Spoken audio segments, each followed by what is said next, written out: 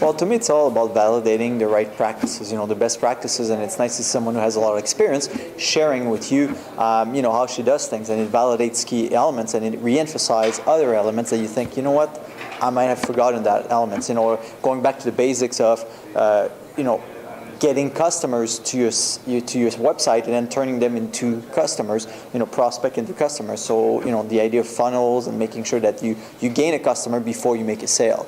So that's the whole idea. I think being prospect to your website and also converting. That was one of the key elements. That was a good thing this morning to remind you.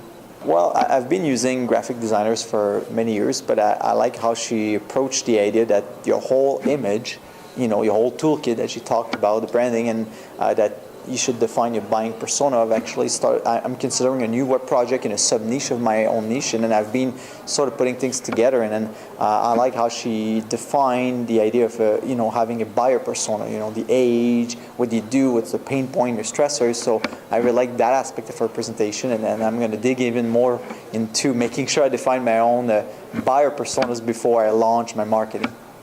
I love video marketing. I got a couple hundreds of videos already on YouTube with quite a few views now. It's about just trying to.